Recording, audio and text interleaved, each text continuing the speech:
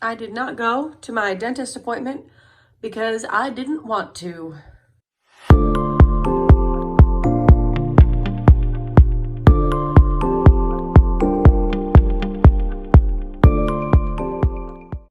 I was gonna come to the swings, but there is water on the seats. I don't want my butt to get wet. So our first week of our wellness journey, we were really focused on sleep. And we have pretty much figured out a good balance. Our second week, we were really focused on getting more exercise and getting to the gym. And we have settled into a comfortable routine. Now today is the start of the third week, which means we need to start focusing on food. I'm pretty short, so, and I'm a woman, so that means that my calorie needs are pretty low. And so I'm going to start with a daily budget of 1,200. Wow, thank you. Love to play. I'm gonna keep going for a walk. This is, I don't want to call it breakfast because I probably will have real breakfast, but I love these. They're so good and they have no calories. When I get hot, it's over for you bitches. We did a sleep deep dive. We did an exercise deep dive. We're gonna do a food deep dive, at least deep dive into my plan based on everything I've learned over the course of my 29 years on this earth. I'm not doing any extra research. So I did weigh myself this morning and I'm not terribly pleased at the number. I'm not sure that I'm quite comfortable sharing that with the internet at this point in time. That's okay. It doesn't matter really what the number is. All that matters is I'm trying to get the number to go down, and specifically I want to lose fat. You don't want to just lose weight. Obviously, water weight, not good to lose. You don't want to be dehydrated. And Tang doing beepies. You can wipe your feet. Oh, that's a good boy. And you also obviously don't want to lose muscle mass. So that's why you got to go pretty slow. They say that 1 to 2 pounds a week is about as fast as you should go. I will say that for my height, my weight is pretty high. So I think I could probably do 2 pounds a week without really any problems. I will update the loss without giving any specific numbers just yet because I'm a little bit shy. I will say that I did the math and quick maths, and I do want to lose like 65 pounds, which is, you know, not a small number. Let's talk about macros. I understand that macros are important, and I understand why they are important. And in case you do not really know what I mean by macros, I'll just give a quick overview. Your macros are basically what your food is made of. You've got your fat, your protein, and your carbohydrates.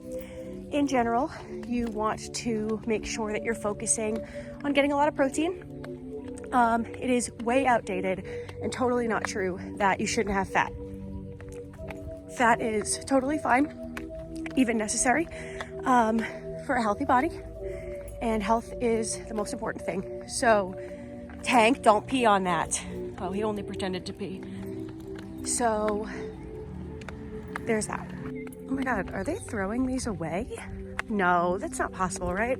They just look wrong there. If they're throwing them away, I'll take them. I don't think they are. I think they must have washed them or something. Anyway, I will say that tracking your macros is a massive pain in the ass. Unless you are planning to meal prep and pre-plan everything, which is also a massive pain in the ass, tracking your macros and trying to actually balance them. I should rephrase that. Tracking them is fine, but balancing them is extremely annoying, especially when you are short like me, because your calories are already pretty limited. So to try and balance the limited number of calories that you have while also making sure that you have the right amount of protein and fat and carbohydrates, it's a lot. Another thing is I don't want to have to track macros for the rest of my life. I don't mind keeping like a relatively vague track of calories for the rest of my life because I already know the calories in almost everything that I eat since I have been down this path many times. But I definitely don't want to have to track my macros. So here's what we're gonna do. For now, don't kill me, fitness buffs. For now, we are going to focus Tank. That's too deep into their yard. we're gonna focus on calories and protein. I'm not even gonna track my specific number of grams of protein. I am going to just tank too deep into the yard, bud. I am just going to make sure that I'm focusing on choosing things that are high in protein and stay in my calorie limits for now. We have to remember that our goal is to be successful, and I'm not going to be successful if I go too much. If I try to go from not tracking anything and eating pretty much whatever I want, whenever I want, to breaking down every little bit of every bite, it's just, I'm gonna fail. I'm gonna give up. And you would probably too, if you are like me and you are on a little bit of like a weight loss journey. I'm telling you, if you take on too much all at once, you will fail and you will be discouraged and it will be hard to start again. There's a big fish in there. He's swimming. I also decided to switch to the Apple Watch and give it another chance. I ordered a different band for it because this band is extremely annoying. So we'll try that out. I will say that even if you're not tracking your specific macros, you should prioritize protein, like I said, and you should prioritize fruits and vegetables, specifically vegetables, because they are not as calorie dense as processed food. There is no good or bad food. Saying that is like so gross. Food is food, food is fuel. It's good for your body to be fueled. However, there is a difference between eating something that has a lot of vegetables in it and something that is mostly like processed carbohydrates. And the part of that difference that is relevant and important to us in a practical sense is how it makes you feel. If you're choosing things that are lower calorie density, you are able to eat more physical food, which makes you feel fuller and more satisfied and less likely to fail. It's gonna be really hard for you to stay in a calorie deficit if you are starving all the time. So we're gonna focus on basically what's called volume eating, which is eating things with a lot of vegetables in them. Bud, you're messing up the pine straw, stop it. Eating things with a lot of vegetables in them so that you have more physical food, a higher volume, for fewer calories. And we'll do some recipes.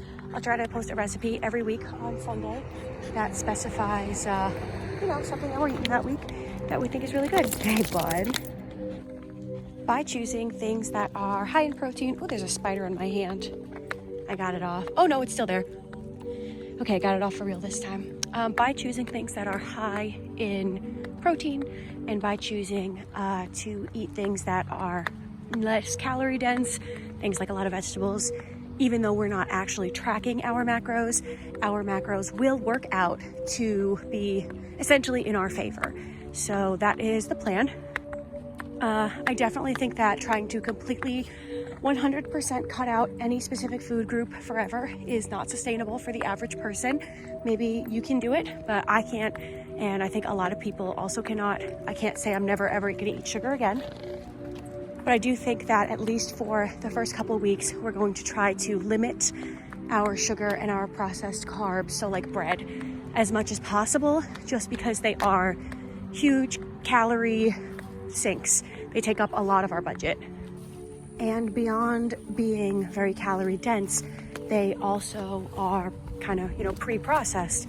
So your body does a lot less work to break that food down and you are fuller for a much briefer period of time. I actually don't know if that is true as far as like a peer-reviewed study goes.